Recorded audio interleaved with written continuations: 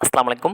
কৃষি উচ্চ ভর্তি 2025-2026 সেশনে দ্বিতীয়বার ওয়েটিং থেকে যারা ভর্তির জন্য আগ্রহ প্রকাশ করা হয়েছে তাদের মধ্য থেকে মেরিট অনুযায়ী টোটাল যারা সাবজেক্ট পেয়েছে তাদের বিশ্ববিদ্যালয় এবং সাবজেক্টের নাম সহ তালিকা প্রকাশ করা হয়েছে এবং তাদের নিজ নিজ বিশ্ববিদ্যালয়ে গিয়ে ভর্তি হতে হবে 5 থেকে 6 জুলাই।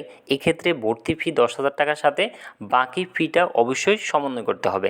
আরও যে ডকুমেন্টগুলো লাগবে সেটা হলো আমরা অবশ্যই অ্যাডমিট কার্ড সাথে নিয়ে যাব এবং হলো আমাদের মাধ্যমিক এবং উচ্চ মাধ্যমিকের ট্রান্সক্রিপ্টের মানে নম্বরপত্রের মূল কপি এবং টেস্টিমোনিয়াল মানে প্রশংসাপত্রের মূল কপি আমরা অবশ্যই সাথে নিয়ে যাব।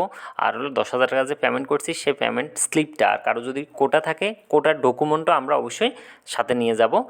আর আরেকটা জিনিস যেটা সেটা হলো আমাদের এখন যারা 10,000 টাকা পেমেন্ট করেছে কিন্তু আজকে সাবজেক্ট পায় নাই, তাদের পরবর্তীতে আসন খালি হওয়ার পর আবার তাদেরকে ডাকা হবে। এরপরও যদি কেউ সাবজেক্ট না পায় তো সেই ক্ষেত্রে তাদেরকে 10,000 টাকা যারা পেমেন্ট করছে তাদেরকে সেটা ফেরত দেওয়া হবে।